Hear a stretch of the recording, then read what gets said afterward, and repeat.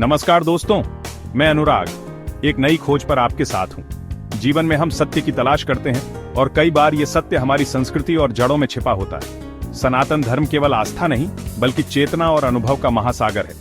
आज हम जानेंगे 15 ऐसे रहस्य जो आपके ज्ञान और आत्मचेतना को नई दिशा देंगे। तो चलिए शुरू करते हैं आज का सफर। AUM केवल एक ध्वनि नहीं, यह ब्रह्मांड की नाभि है, त्रिलोक का मूल कंपन। वैज्ञानिक भी मानते हैं कि ब्रह्मांड की पहली ध्वनि AUM जैसी थी। जब हम AUM का उच्चारण करते हैं तो यह हमारे भीतर ऊर्जा जगाता है और मन को शांत करता है। ध्यान में इसका प्रयोग हमें अपने सच्चे स्वरूप से जोड़ता है। यह अक्षर नहीं, अनुभव है। अग्नि केवल चूल्हे की लौ नहीं बल्कि जीवन की मौलिक ऊर्जा है। अग्निदेव के 3 मुख स्वर्ग, पृथ्वी और पाताल दर्शाते हैं कि अग्नि हर लोक में जीवनदायिनी शक्ति है। हमारे संस्कार, यज्ञ, विवाह और अंतिम संस्कार सब अग्नि के बिना अधूरे हैं। अग्नि साक्षी, माध्यम और रूपांतरण की शक्ति है। यह सृष्टि के चक्र को चलाती है। नारद मुनि केवल संवादवाहक नहीं बल्कि ब्रह्मा के मानस पुत्र और भक्ति योग के प्रचारक थे। उन्होंने प्रहलाद, वाल्मीकि और ध्रुव जैसे महान भक्तों को मार्ग दिखाया। उनका चरित्र सिखाता है कि सच्चा ज्ञान वही है जो दूसरों को भक्ति और मुक्ति की ओर ले जाए। वे रहस्यमय लेकिन कल्याणकारी मार्गदर्शक थे। उनका उद्देश्य था सबका कल्याण। गायत्री देवी वेद माता हैं, ज्ञान, चेतना और ऊर्जा का साक्षात रूप। उनका पंचमुखी स्वरूप पंच तत्वों का प्रतीक है। गायत्री मंत्र केवल शब्द नहीं बल्कि ऊर्जा का स्रोत है। इसके उच्चारण से भीतर चैतन्यता और ध्यान की गहराई आती है। यह मंत्र आत्मशुद्धि और आत्म उत्थान का साधन है। रामायण का राम सेतु, क्या यह केवल कथा है या प्राचीन तकनीक का प्रमाण? आज भी रामेश्वरम में तैरते पत्थर देखे जा सकते हैं। वैज्ञानिक शोध और सैटेलाइट तस्वीरें इस पुल के अवशेष दिखाती हैं। यह सेतु हमारी आस्था और इतिहास का जीवंत प्रमाण है। हमारे पूर्वजों का ज्ञान अद्भुत था। वायुदेव केवल पवन के देवता नहीं बल्कि हनुमान और भीमसेन जैसे महायोद्धाओं के जनक हैं। हनुमान जी की भक्ति और शक्ति, भीमसेन का साहस दोनों वायु तत्व के प्रतीक हैं। वायु केवल प्राणवायु नहीं बल्कि अदम्य शक्ति और साहस का भी प्रतीक है। यह हमें सिखाता है कि ऊर्जा के कई रूप हैं। वायु से जीवन और शक्ति दोनों मिलती है। तारा और चंद्रमा की कथा केवल प्रेम त्रिकोण नहीं बल्कि खगोल शास्त्र का संकेत है। उनके पुत्र बुध ग्रह के प्रतीक हैं।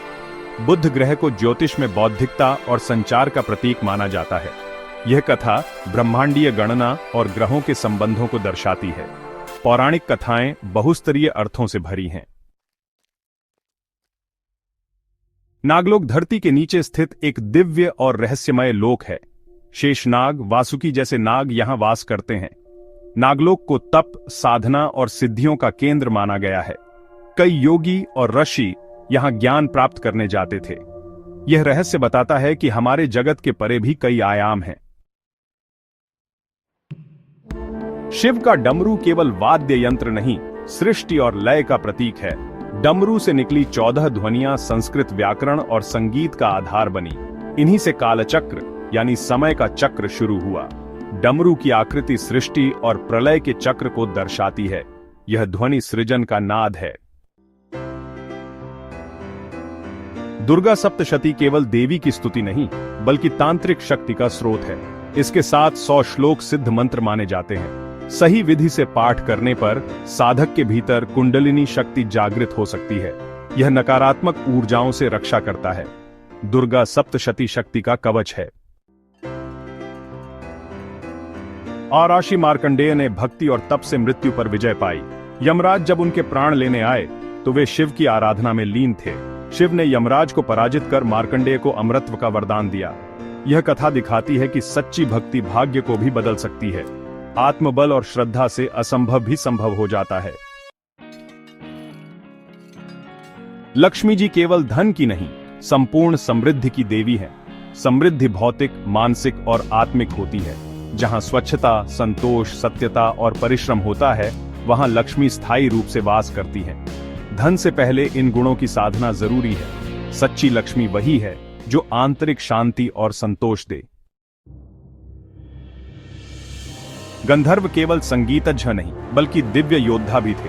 वे ब्रह्मा के पुत्र माने जाते हैं। संगीत, युद्ध कला और तप तीनों में निपुण थे। उनकी उपस्थिति देव सभाओं में अनिवार्य थी। गंधर्व बहुआयामी दिव्य प्राणी हैं।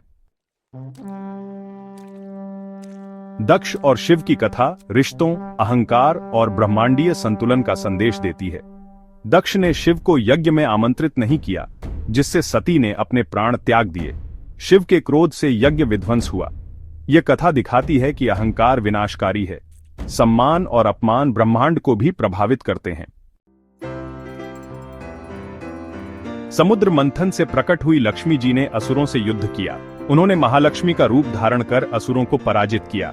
यह कथा दिखाती है कि स्त्री केवल कोमलता नहीं, शक्ति और संहार का भी प्रतीक है। आवश्यकता पड़ने पर वह दुर्गा और काली बन सकती है। यह आत्म जागरण और आंतरिक शक्ति का उदाहरण है। तो दोस्तों, ये थे 15 अद्भुत रहस्य। कौन सा रहस्य आपको सबसे ज्यादा प्रेरित करता है? नीचे कमेंट करें और अपने विचार साझा करें। अगर वीडियो पसंद आया हो तो लाइक, शेयर और सब्सक्राइब जरूर करें। साथ मिलकर सनातन ज्ञान की यात्रा को आगे बढ़ाएं। हर हर महादेव। अगले भाग में फिर मिलेंगे।